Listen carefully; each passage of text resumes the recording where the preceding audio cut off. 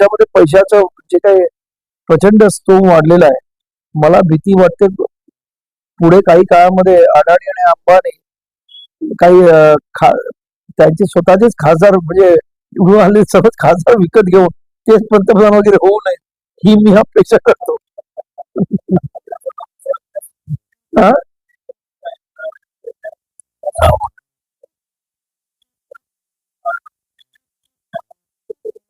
बघा आम्ही हे आंदोलन हे प्रचंड ताकदीने होणार आहे. त्यामध्ये मुंबईमध्ये खऱ्या अर्थानं अनुसूचित जातीची ताकद आहे ती दिसणार आहे. सर्व जाती अत्यंत ताकदीने या मोर्चामध्ये उतरणार आहे आणि त्यामुळं हा मुंबईमध्ये होणारा मोर्चा न भूतो न भविष्यती अशा पद्धतीचा होणार आहे.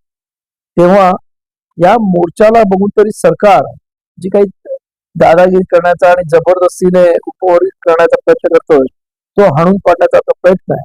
आणि ते जर न ऐकलं तर मग आमचं त्यांना स्पष्ट सांगणं असेल की तुम्ही 1% 12% लोकांचं मतदान घालवणार आहात हे नक्की आहे.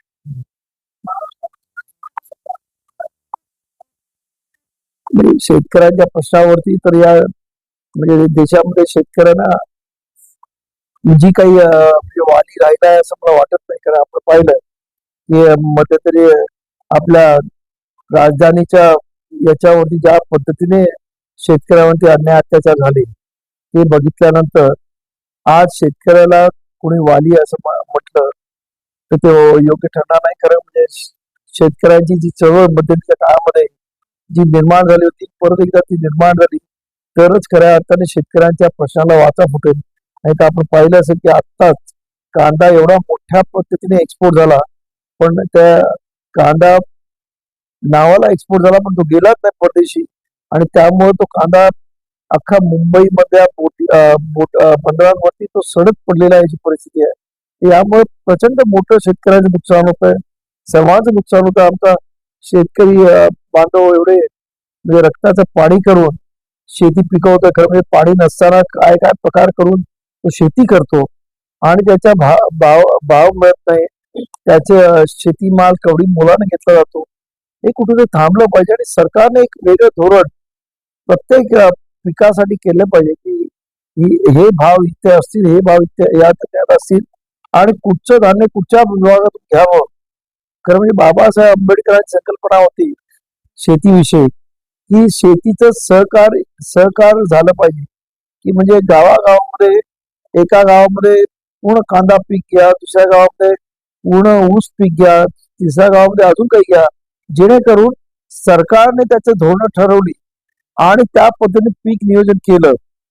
तिथे असणारे पर्यावरण, तिकडे असणाऱ्या पाण्याची सोय याच्यावर तर शेतकऱ्याला खऱ्या अर्थानं योग्य न्याय मिळेल आणि शेतकरी जे आत्महत्या करतात ते कुठे थांबेल.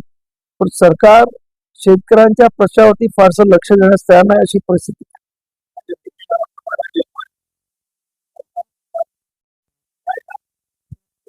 आता प्रत्येकाचं परसेप्शन असतं, प्रत्येकाचं म्हणजे आज बाबासाहेब संविधानाला विरोध करणारे पण काही असतात, त्यांचं परसेप्शन हे संविधान बरोबर नाही, काही ना ते संविधान ती योग्य वाटतं. तर त्यामुळे जसं ज्याचं परसेप्शन कसं असतं, हत्तीला आंधळ्या बघितलं तर पायाला हात लावला की त्याला तो खांबासारखा वाटतो, कानाला हात लावला तर तो सुपासारखा वाटतो. कसं आहे ते प्रत्येकाचं परसेप्शन आहे. तुम्हाला आणि मला काय वाटतं ते आपल्या दोघांचं परसेप्शन.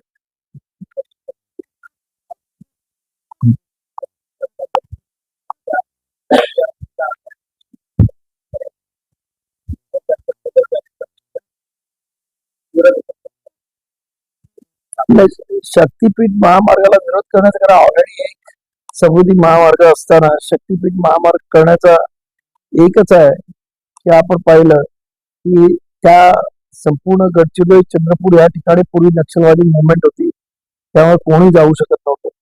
आज ती नक्षलवादी मुवमेंट संपवली आणि त्यामुळं त्या तो जो प्रदेश आहे चंद्रपूर, गडचिरोली आणि तो भंडारा वगैरे ते एवढं खनिज संपत्तीने पूर्णपणे भरलेला आहे. तर माझ्याकडे त्याचे रिपोर्ट्स आहेत आणि तो आता कुठच्या तरी एका मोठ्या उद्योगपतीला आंदोलन दिलाय त्याच्या ट्रान्सपोर्टसाठी तो करत आहे आणि काही म्हणून दुसरे असे सरकारी उद्योगपती असतात. मी आता आपल्या चॅनलतर्फे सर्वांना विनंती करतोय की 30 तारखेला या अनुसूचित जातीच्या सर्व लोकांनी आपल्या भावी पिढीच्या आरक्षणासाठी आणि भावी पिढीच्या उज्ज्वल भवितव्यासाठी आणि आरक्षण वाचवण्यासाठी लाखोच्या संख्येनं मुंबईमध्ये सकाळी 11 वाजता मेट्रो सिनेमा जवळ या, तिथून तो मोर्चा चालू होणार आहे. तेव्हा एक कळकळीची विनंती, हा जीवन मरणाचा प्रश्न आहे. बाबासाहेबांनी तुम्हाला आरक्षण दिलंय, ते वाचवायचं असेल तर रस्त्यावरती या. धन्यवाद.